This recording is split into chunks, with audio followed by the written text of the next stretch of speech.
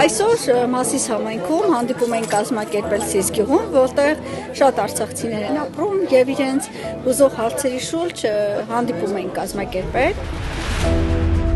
Եթե մենք ուզում ենք Արցախ վերադառնալ երբևիցե, մարդիկ պետք է այստեղ հավաքական կոմպակտ ապրեն, որպեսզի հետո հավաքական կոմպակտ ընտր գնա, որ ցրվեն, իրար կորցնեն, ոչ մեկ էլ չի վերադառնալ։ Ավելի լավ է փախստականի կարգավիճակ ունես, պահանջես Արցախը, քան թե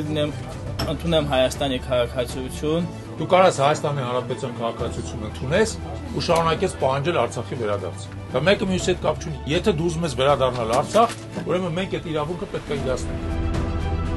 Այստեղ քննարկել ենք առաջինը քաղաքացիության հարցը, որ արցախցիներին ամենաշատն է հուզում, քանի որ ցանկանում են մասնակցել ընտրություններին եւ իրենց ներդրում ունենան պետակաշինության հարցում։ Հաջորդ հարցը բնակարանների խնդիրներ, որ էլի առաջնային է իրենց համար, բազմազավակ ընտանիքների խնդիրներն են եւ այսպես խնդիրները բազմաթիվ են։ Զրույցների ընթացքում մենք հասկացանք, որ արցախցու կամքը անկոտրուն է եւ մենք շարունակելու ենք պայքարել լինի այս իշխանությունների դեմ, թե իրենց հեռացնելուց հետո պետք է միայն զբաղվել պետակաշինության հարցով։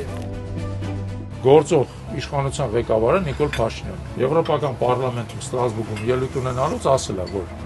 արցախահայերի վերադարձի հարցը հակված է։